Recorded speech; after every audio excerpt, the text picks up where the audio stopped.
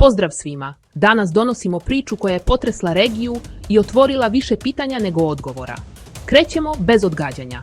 Tu kuću je pre godinu dana kupio jedan kineski par koji je odmah tu digao limenu ogradu da se ne vidi ništa unutra. Čovek koji im je prodao kuću nam je ispričao da su najviše bili oduševljeni garažom, nekada automehaničarskom radionicom, što mu je bilo čudno. Sada smo otkrili i zašto im se svidela, kaže za Blic. Jedan od komšija kineskih državljana koji su pre dana uhapšeni zbog sumnje da su oteli i silovali dve svoje sunarodnice. Građani Dolova kod Pančeva u šoku su nakon što je otkriven užas koji se dešavao u njihovom komšiluku. Kako pričaju, ni na kraj pameti im nije palo da su tu njihove komšije iz Kine držali zatočene žene, mučili ih i silovali. Prema njihovim rečima, tu kuću su pre nekog vremena kupili kineski državljani, muškarac i žena, koji su se predstavili kao bračni par. Videli smo ih par puta u prvih mjesec dana, posle toga ne. Posle smo viđali druge kineske državljane u toj kući, kaže jedan od komšija. Kako kaže, ni sa kim ni tih prvih mjesec dana nisu komunicirali, a prvo što su uradili po kupovini kuće jeste postavili su limenu ogradu nalik na zid. Ovo je kuća kod Pančeva gde su Kinezi držali žene.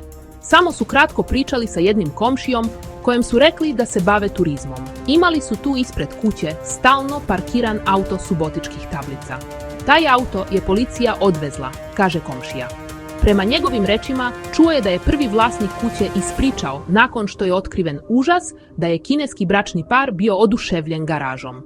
Oni su sve vreme zagledali garažu u kojoj je bio taj kanal za popravku automobila. Oni su slikali garažu, tom čoveku je bilo jako čudno jer kupuju kuću, a zagledaju garažu, priča komšija. Godinu dana kasnije ispostavit će se da su upravo u toj garaži uhapšeni Kinezi držali zatočene žene i silovali ih. U garaži zatečeni tragovi krvi. Prema saznanjima Blica, osumnjičeni su žrtve držali zatočene u garaži, odnosno nekadašnjoj automehaničarskoj radionici koja se nalazi u dvorištu ove kuće.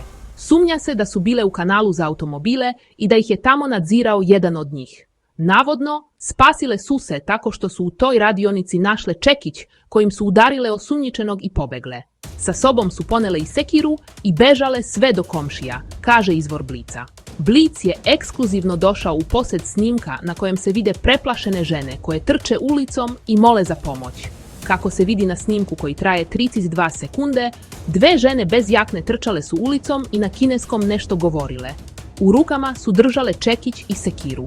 Jedna od njih se otežano kretala, a obe su se sve vreme osvrtale iza sebe. Lupale su na vrata i dozivale pomoć. Jezivi detalji otmice u Dolovu. Osumnjičeni kineski državljani su u Srbiji živeli već neko vreme. Ovde su imali boravišne dozvole i sve regularne papire. Žene koje su oteli došle su pre 3 dana u Srbiju, sletele na aerodrom, a oni su ih povezli kolima. Doveli su ih u kuću u Dolovu gde su im uzeli pasoše. Tada je usledio horor, kaže izvor Blica. Prema rečima našeg sagovornika, žene su prolazile pravu torturu. Nisu smele da izađu iz kuće, a dvojica osumnjičenih su ih isilovali u više navrata. Sumnja se da su želeli da ih podvode, kaže izvor Blica. Ne zaboravite, život nema reprizu. Vidimo se uskoro.